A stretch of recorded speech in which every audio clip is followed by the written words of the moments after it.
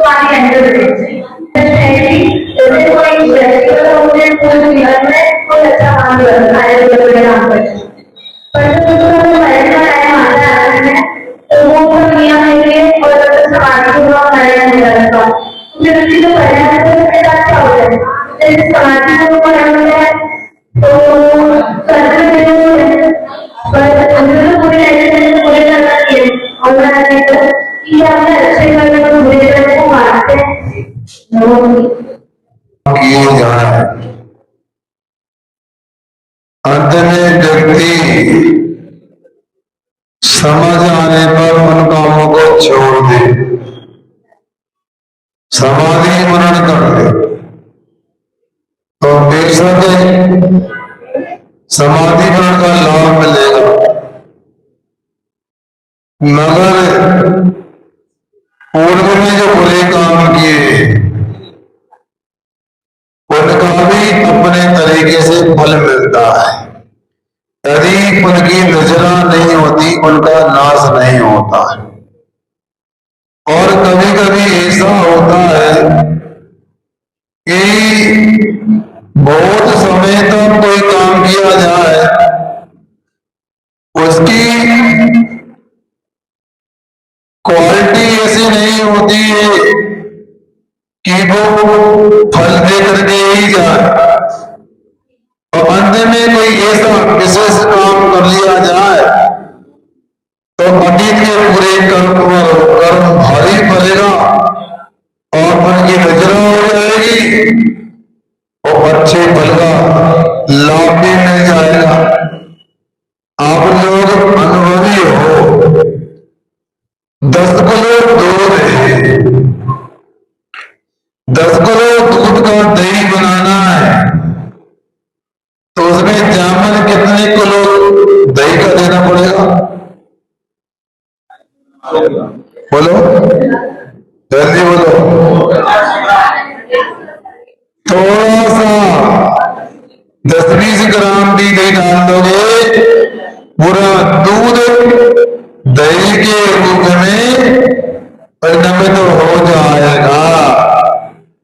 उसी प्रकार महापुरुष जो होते हैं जिंदगी भर कुछ भी धर्म नहीं किया और अंत में कुछ ऐसा पुरुषार्थ कर लेते हैं जैसे भरत चक्रवर्ती ने किया, अंतर्मूर्त में केवल ज्ञान हो गया। इसलिए सबका अलग अलग हिसाब होता है, मगर दूसरे को देखकर हमेशा ना करें। हमको तो हमेशा ही अच्छे काम करते रहना चाहिए। और ये भी याद रखो कि एक सेठ जी का जीव था, वो सामय करने सेठ जी की बलिया में बैठा था और सामय के समय प्यास लगी आई, आप ध्यान हो गया, तुरंत जाएगा बंद कर लिया, अमल के नाटक बन गया। अब देखो सामय की उसने अच्छा काम किया उसका भी फल मिलेगा और अंत में परिणाम बिगाड़ लिए, तुरंत जाओ आयु का बंद कर लिया, मेढक बन गया। मेढक तो बन गया मगर मेढक भी सामान्य मेढक नहीं, सुजानपुर का मेढक नहीं बना, राजगढ़ी का मेढक बना। और जिस कुएं में वो उत्पन्न हुआ वो कुआं वहां बगीचे में था और बाल्टी के माध्यम से बाहर निकल आया। जब सूचना मिली कि महावीर स्वामी का सबब शरण राजगिरी नगर के विपुला पर्वत पर आया है और सभी नगर वासियों को वहां भगवान की वंदना अर्चना करने को चलना है, तो नगरवासी 2 पेड़ वाले तैयार तो हो गए 4 पैर वाला मेढक और उसके पहले तैयार हो गया और फुदक फुदक के जाता है, फिर मुदित भाव के साथ जाता है और भगवान की पूजन वंदना करने का भाव लेके जाता है। भले ही सेठ की पर्याय से मेंढक बन गया, मगर मेंढक की पर्याय में पूजन करने के बाद जा रहा था, राजा के लाठी के पैर के नीचे आ गया और मरने अमर हो गया, देव बन गया। इसलिए यहाँ पर कर्म सिद्धांत की व्यवस्था है। सुनो, आवाज नहीं करो। रिश्ता भाई भाई का, क्या कहा? रिश्ता भाई भाई का, पैसा भाई भाई का। सामय की तो संस्कार उसके मेंढक की पर्याय में भी रहे। उसी प्रकार से जीवन में जैसे काम किए उनका भी हिसाब रहेगा। अंत में समाधि वर्ण किया उसका भी फल मिलेगा। और दूसरा बिटिया ने पूछा क्या अच्छे कर्म बुरे कर्मों को नष्ट कर सकती है? बिल्कुल कर सकती। क्या बात है, क्या सो सुनार की एक लोहार की। पांडवों में अनेक प्रकार के जीवन में अच्छे बुरे दिन देखे, उतार चढ़ाव देखे, भीम गलत को स्वीकार नहीं करता था और कोई ने गड़बड़ की सीधा वृक्ष को उखाड़ा पटक दिया। मगर कोई भीम कोई पांडव जब मुनि दीक्षा लेके खड़े हो गए शत्रुंजय के पहाड़ पर औली तनावी, तो क्या होगा? केवल ज्ञान और मोक्ष प्राप्त कर गए। इसलिए सभी प्रकार के धर्म संभव है।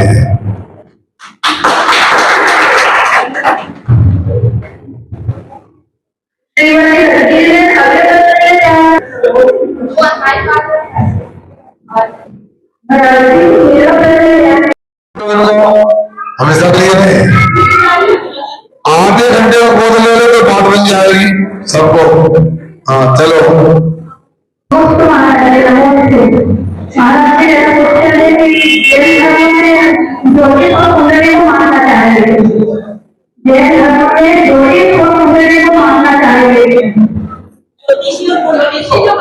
अच्छा कुंडली, चलो बच्चों को सुन रहे कि नहीं? कोई एक गोदी मिलो लोगों।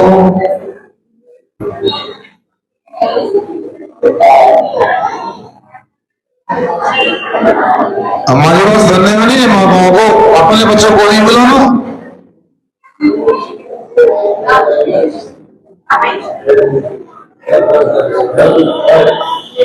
आज क्या हो रहा है? भी बंद कर दे क्या? बंद कर दे तो बताओ।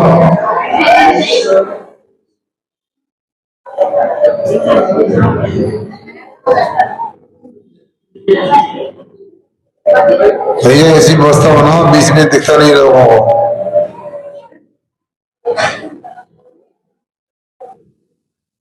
यहाँ पर प्रश्न हुआ है ज्योतिषी को कुंडली को मानना चाहिए कि नहीं मानना चाहिए? देखो हमारे यहाँ पर उपादान और निमित्त ऐसे दो कारण होते, ध्यान से सुनना। जो कार्य रूप में कारण परिणमन करता है उसको उपादान कारण कहते हैं, और जो कार्य के होने में सहकारी होता, सहयोगी होता है उसे निमित्त कारण कहते हैं। निमित्त कारण भी अंतरंग निमित्त और बहिरंग निमित्त के भेद से दो प्रकार के होते। जैसे मान लो कोई काम करने जा रहे हैं, बाहर से हमने सब अनुकूल सामग्री का संग्रह कर लिया, वो बहिरंग निमित्त कारण है और काम होने के अनुकूल पुण्य कर्म का उदय होना अंतरंग कारण है। अब देखिए कुंडली ज्योतिषी की बात यहां हो रही है। हम जब कोई इससे लाभ को प्राप्त करना चाहते, हमारा भी तीव्र पुण्य का उदय है, तो एक ज्योतिषी एक वास्तु कुंडलियां कोई आवश्यक नहीं है। और यदि हमारा तीव्र पुण्य का उदय नहीं, सामान्य रूप से पुण्य कर्म का उदय, तो उस समय बहिरंग कारण के रूप में ये ज्योतिषी, ये वास्तु, एक कुंडलियां, ये ग्रह नक्षत्र आदि भी अनुकूल बनाना चाहिए। इससे हल्के पतले पुण्य में भी, सामान्य पुण्य में भी हम सफलता प्राप्त कर सकते हैं। ये बहुत सारे बच्चे बेटी विद्यालय में पढ़ते हैं, इनके माता पिता ने इनके दिमाग में एक बात भर दी है, बेटा विद्यालय महाविद्यालय में अच्छे से पढ़ाई करो, तभी आपका भविष्य हो सकता है, तभी आप प्रतियोगी परीक्षा में निकल सकते हो। मगर इनको ये भी बताया कि विद्यालय महाविद्यालय में पढ़ना, अध्ययन करना, अलग से ट्यूशन कोचिंग पढ़ना, ये तो बहिरंग कारण है। अंतरंग कारण अपना पुण्य पाप है। यदि हम अच्छे काम करते हैं, रोज दर्शन करने जाते हैं, अभिषेक देखते हैं, पूजन करते हैं, रमोकानंद की जाप करते हैं, स्वाध्याय करते हैं, साधु को आहार देते हैं, पाठशाला आते हैं, इनके माध्यम से हमारा जीवन उत्थान के लिए अंतरंग साधक करण मजबूत होगा और बाधक करण समाप्त होगा। साधक करण का पुण्य, बाधक करण पाप होता है। इसलिए आप लोग याद रखो, महाविद्यालय महाविद्यालय की पढ़ाई करने से काम नहीं बनने वाला। मैं बहुत पुरानी बात कर रहा हूं, हो सकता है इस शरीर का जन्म ही नहीं हुआ। एक व्यक्ति के ध्यान से सुनो, उन्होंने IAS की परीक्षा दी, इंडियन फॉरेस्ट सर्विस, सुन रहे हो? और जब परिणाम आया, रिजल्ट आया, उनका एक नंबर से बड़े सिलेक्शन नहीं हो पाया, प्रवेश नहीं हो पाया। किंतु प्रतीक्षा सूची को बोलते अंग्रेजी में वेटिंग लिस्ट, उसमें प्रथम नंबर था, फर्स्ट। ध्यान से सुनना। अब जिनका सिलेक्शन हो गया, प्रवेश हो गया, एक एक व्यक्ति का मेडिकल इन्फेक्शन हुआ, निरीक्षण हुआ, तो एक व्यक्ति जो प्रीलिम्स में, मेंस में, ओरल में निकल गया, मगर मेडिकल तो ये 15 जनवरी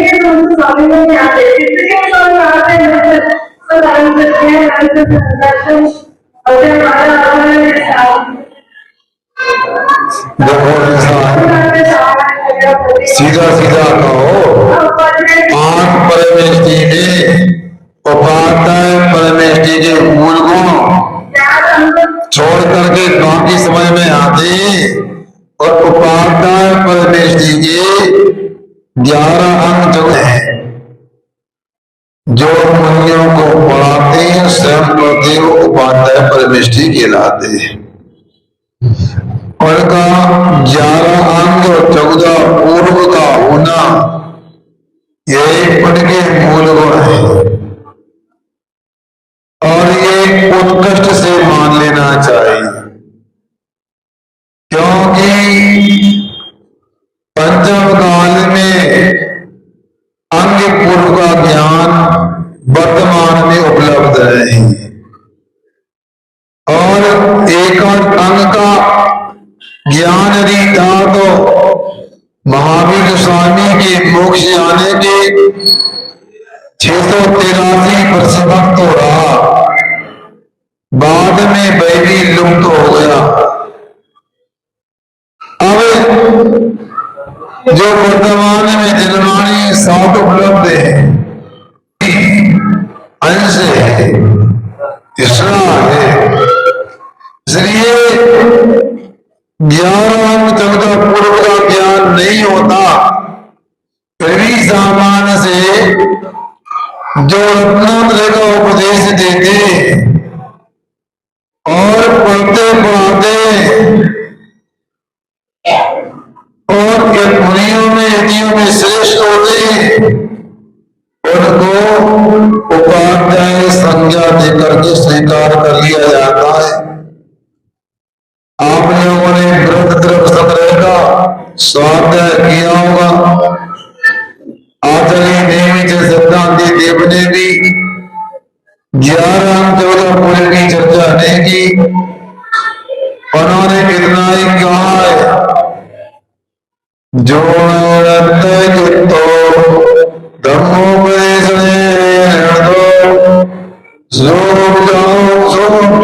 अप्पा यदि जो अपना का उपदेश देते और मुनियों में श्रेष्ठ होते, उनको उपाध्याय परमेष्टि कहा है। अब दूसरी बात यह है, ये मूल गुण के रूप में उपाध्याय परमेष्टि के लिए दिए गए, ये तो भगवान से ही जानकारी मिलेगी केवल ज्ञानी से। उनका किस प्रकार का अभिप्राय है, हम इतना ही कह सकते, पूर्ण रूप से ज्ञान नहीं, कुछ कुछ अंग पूर्व का ज्ञान यदि होता है, और जो मुनियों में श्रेष्ठ है उनको उपाध्याय परमेष्टि के रूप में स्वीकार करते। वेदांत में आचार्य परमेष्टि, उपाध्याय परमेष्टि, ये तो व्यवस्था है। मूलतः अपने को तो मुनि महाराज के 28 मूल गुणों की ओर ही दृष्टि रखना चाहिए, करना चाहिए। एक कोई बहन जाओ, बच्चों को शांत करो, सब नहीं जाओ, एक जाना है, और नहीं बहन जाओ कोई, अरे तो ना मेन है तो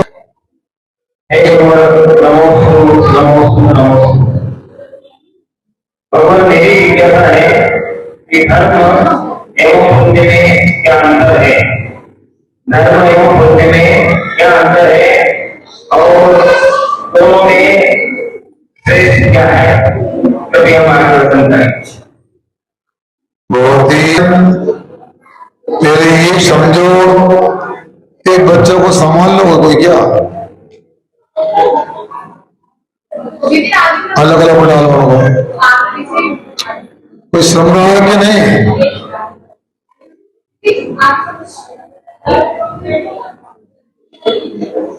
बीच बीच में एक को बढ़ा लो गोदी में।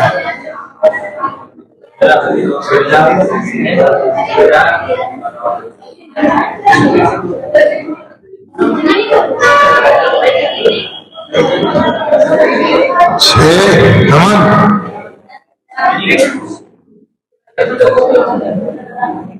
तो बच्चों को शांत तो करो प्लीज।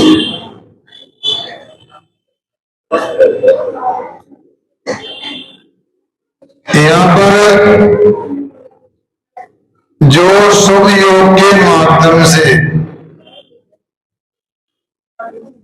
प्रशस्त कर्म प्रकृतियों का आश्रय बंद होता है, उन कर्मों का जब उदय आता है जिससे अनुकूल फल की प्राप्ति होती है, ऐसे कर्म को पुण्य कर्म कहा जाता है। और धर्म क्या है? वस्तु का स्वभाव धर्म कहलाता है। जानना देखना जीव का स्वभाव है, एक धर्म कहलाएगा। अब बात यह है, हम लोग धर्म को नहीं समझते और पुण्य को ही धर्म मानकर बैठ जाते। अब मान लो कोई मुनि महाराज है, उनके लिए बोलना नहीं आता, जिनवाणी का विशेष ज्ञान नहीं है,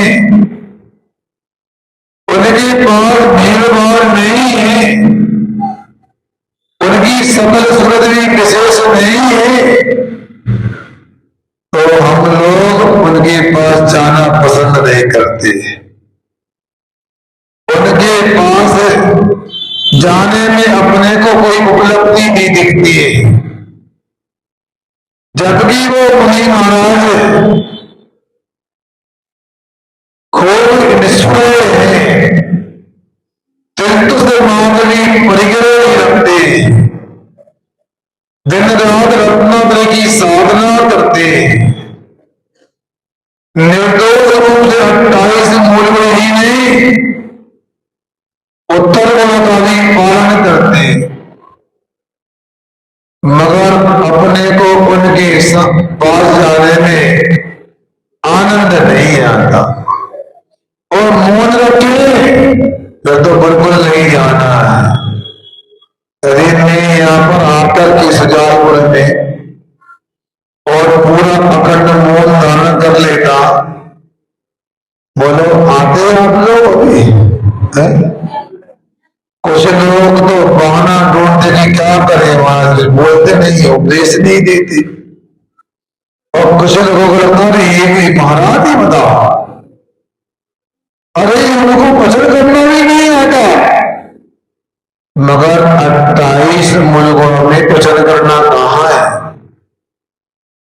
उनके पास में धर्म तो है,